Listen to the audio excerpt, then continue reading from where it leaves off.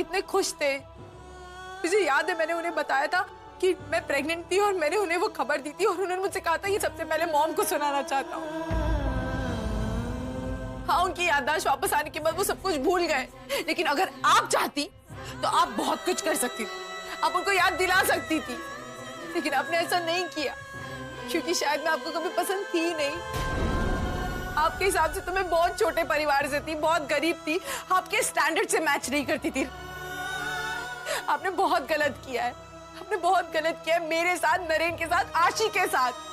मैं उसकी माँ थी, एक बच्ची को आपने उसकी माँ से दूर रखा है और आपकी सबसे बड़ी गलती है अब तो परी से भी 2 कदम आगे निकली।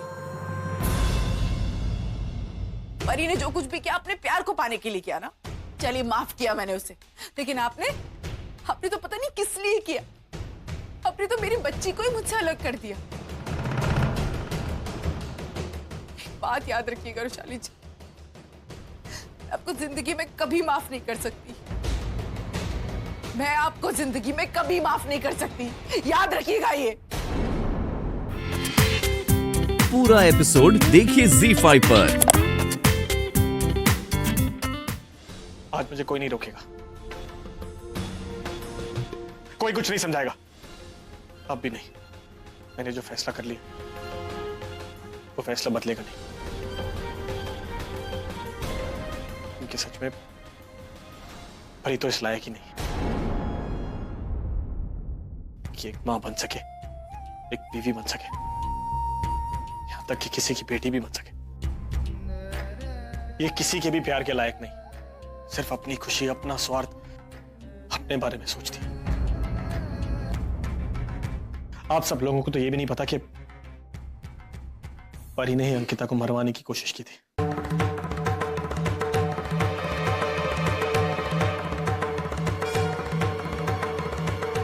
ये सच है,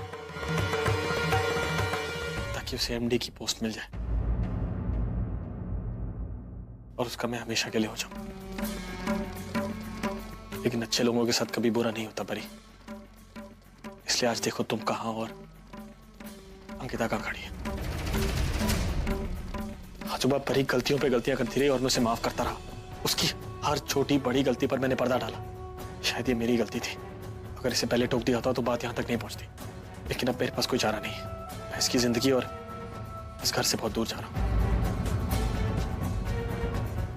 प्लीज आप में से कोई भी मुझे ना रोके।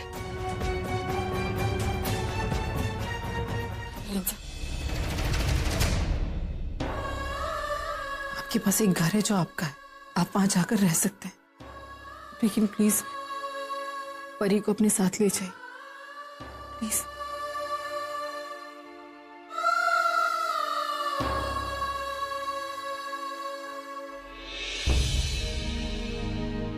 अंकिता, मैं तुम्हारा गुनहगार हूं। तुम मुझे कुछ भी और बोलती तो मैं करने को तैयार हो जाऊंगा, लेकिन परी से अब मेरा कोई वास्ता नहीं है। और हाँ, जितनी आशी मेरी बेटी है उतनी तुम्हारी भी है, इसलिए तुम जब चाहो हमारे साथ घर में आके रह सकती हो। आशी को एक माँ की जरूरत है, एक माँ के प्यार की जरूरत है।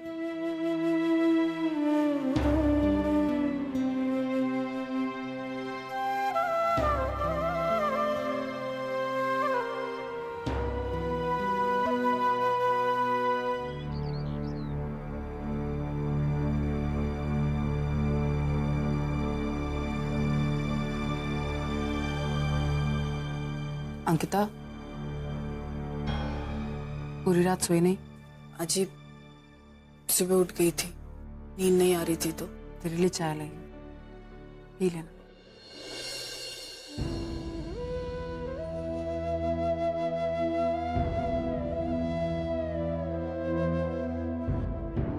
एक बात बता, कितना और सोचेगी? कब तक अपने आप को तकलीफ देगी?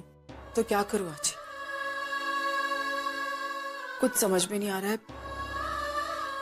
अजी, एक तरफ इस बात की खुशी है कि मेरी बच्ची है आशी, वो बिल्कुल सही सलामत है, और दूसरी तरफ नरेन पर ही दूसरे से अलग होना चाहते हैं। मैं सच कह रही हूँ आजी, मैंने कभी ऐसा नहीं चाहा कि नरेन परी को तलाक दे दे। मैं तो उन्हें छोड़कर चली गई थी। मैं ना मैं नरेन को अपना सकती हूँ, आशी को छोड़ सकती हूँ आजी। मैं क्या करूं, मेरी कुछ समझ में नहीं आ रहा है। मैं अपनी बच्ची, तू बार बार मुझसे ये पूछ रही है कि मैं क्या करूं। बताती हूँ, पर क्या तू मेरी बात मानेगी? अंकिता, तू हमेशा से सिर्फ दूसरों के लिए जीती आई। तूने सिर्फ दूसरों के बारे में सोचा। तू यहाँ से गई क्योंकि तुझे पता था नरेन परी के साथ खुश है, लेकिन अब बारी तेरी ही खुशियों की। अब वक्त तेरा है अंकिता, अब अपने बारे में सोच। देख, नरेन ने जो फैसला लिया है डिवोर्स लेने का, उससे तकलीफ हम लोगों को भी हो रही है, लेकिन उसने जो कुछ भी किया बहुत सोच समझ कर किया। जहाँ तक मैं उसे जानती हूँ, वो इस तरह कोई भी फैसले आसानी से नहीं ले सकता। मला सांग, तू कसा आहेस? हाँ, मैं ठीक हूँ। नरेन, तुम्हें शर्म नहीं आती? इतना सब कुछ हो गया, एक बार भी मुझे बताना जरूरी नहीं समझा तुमने? मी तुझी आत्तू आहे, तुला माहिती है, तुम जानते हो मुझे तुम्हारी कितनी चिंता लगी रहती है। कितनी बार फोन पर बातें की हमने, एक बार मेंशन तक नहीं किया तुमने। शर्म नहीं आती तुम्हें? क्या कहता फोन करके? यहाँ पे इतना कुछ हो रहा था जो मेरे बस में नहीं था। मैंने अपने लेवल पे जितना हुआ ट्राई किया, संभाल लिया, लेकिन कई लोग थे जो... नरेन, नाम क्यों नहीं ले रहे? मला सगळं खरं काय ते माहिती है। मैं जानती हूँ Rushali was responsible for all this, right? मैं मॉम के बारे में ऐसे क्या बोलूं? खैर, सच्चाई तो ये है नरेन कि मैं यहाँ तुम्हें मिलने नहीं आई। क्या मतलब? मैं तुम्हारी बेटी को, मेरी पोती को मिलने आई हूँ। देखो, मैं उसके लिए सारे टॉयज लेकर आई हूँ, बुलाओ उसे। आप बहुत... कितनी सारी टॉयज। यस।